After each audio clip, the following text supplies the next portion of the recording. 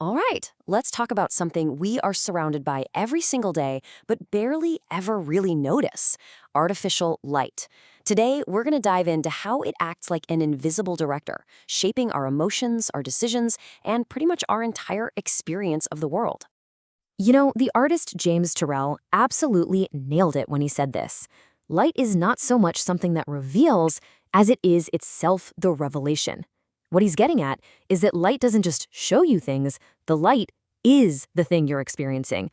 And that simple idea, it's at the heart of everything we're about to unpack. Just think about it for a second.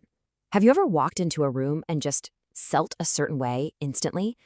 Like when you step into a hotel lobby and you immediately feel relaxed. Or you walk into a store and suddenly feel energized and ready to shop.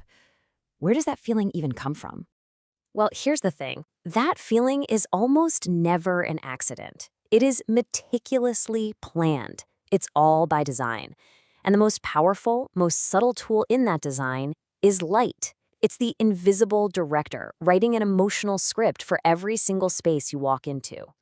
Okay, so let's get right into it. To really get how designers use light, we first have to talk about the huge difference between the light we get from nature and the light that we humans create. So on the left, you've got natural light. It's always changing, it's emotional, it moves throughout the day, it's gorgeous, right? But you can't control it. Now on the right, you have artificial light. It's static, it's curated, and it is completely controllable.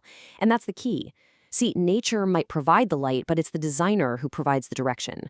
We've shifted from just managing nature to literally orchestrating an atmosphere.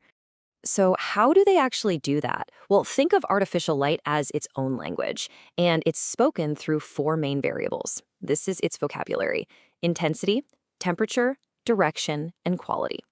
If you can master these four things, you can control everything. You can make food look delicious, a room feel sterile, or a person look healthy and vibrant. This right here, this is the designer's toolkit. So let's start with what is probably the most powerful tool in that whole kit: color temperature. This is where we get right into the nitty-gritty, the psychology of how a space makes you feel. We measure a light's color temperature in a unit called Kelvin.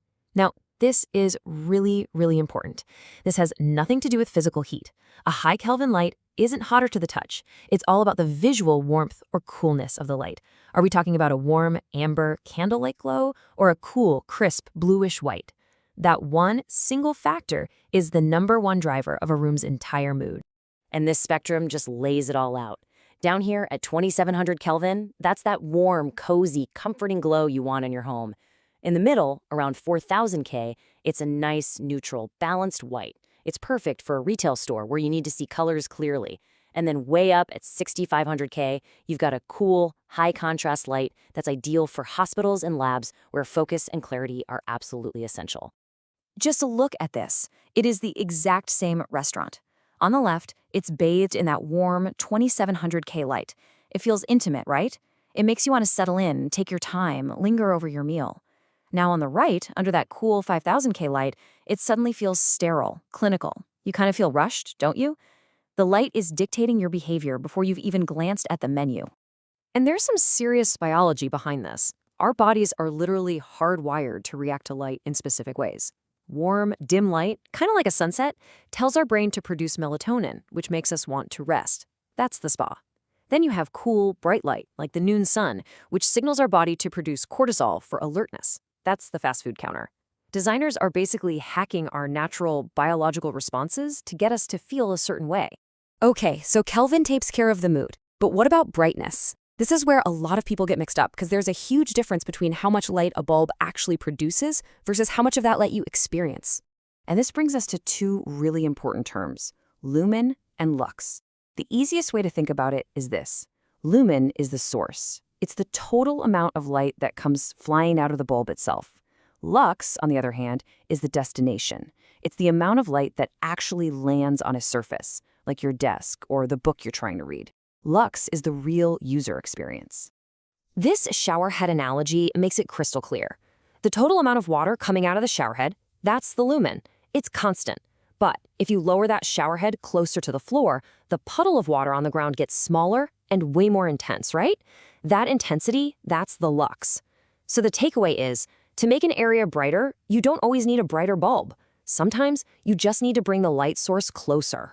And this right here is why the old way of thinking about light is, well, it's dead. We all grew up buying light bulbs based on watts, thinking that more watts meant more brightness. But that's a myth. Watts equals energy used. Lumens equals light produced. And as you can see, a modern LED bulb can give you a ton of light, super high lumens, for very little energy, or low watts. Modern design is all about lumens, not watts. All right, let's move on to the next tool in our kit, the quality of the light. See, it's not enough for light to have the right mood and the right intensity. It also has to be truthful. It has to show the colors of the world around us accurately. This is where something called the Color Rendering Index, or CRI, comes into play. It's just a simple scale from 0 to 100, and it measures how accurately a light source can show an object's true colors when you compare it to natural sunlight. The closer you get to 100, the more truthful, the more real the color looks. I mean, this example with the strawberries says it all. Under that low CRI light, they look dull, kind of brown, and just unappetizing. But under high CRI light, boom, that vibrant red just pops. This is why food can look amazing in one grocery store and awful in another. It's why your own skin can look gray and lifeless in a badly lit fitting room. It's all about the CRI. And here we see it again with this fabric. Under a low CRI, that rich red color looks distorted, almost muddy. But with a high CRI, 90 or above, you see its true, brilliant color. This is absolutely critical for places like art galleries, fashion boutiques, and restaurants, where getting the color right is everything. Okay, so let's pull all these elements together into our designer's toolkit. We've got mood, we've got intensity, and we've got quality. Now it's time for the final piece of the puzzle, direction. This is what lets that invisible director tell the complete story. This slide is just incredible. We are looking at the exact same statue 3 times. Nothing about the object itself has changed at all, only the light. So when it's lit from below, it's sinister, menacing, it's the villain. Lit with flat, cool overhead light, it becomes a cold object for study, the lab specimen. And then, lit with soft, angled light, it becomes noble, heroic, the hero. The direction of the light, all by itself, completely rewrites the emotional script. So let's do a super quick recap of this language of light we've learned. Kelvin, that's the color, the mood. Lumen, that's the raw quantity of light coming from the source. Lux, that's the impact, the experience of that light hitting a surface. And CRI, that's the quality, the truthfulness of the color. You get these 4, and you're fluent. And the most important thing to take away from all this is that these aren't fixed rules. They are adjustable levers. Just like a sound engineer at a mixing board, a lighting designer can slide the intensity up, tweak the color, change the quality, and shift the direction of light to create a very precise feeling and to guide your perception. The light in your home, at your job, in the places you go every day, it's all telling you a story. It's actively making you feel a certain way. But now you understand the language, you have the toolkit. So the question I want to leave you with is this: how are you going to use it to tell your story?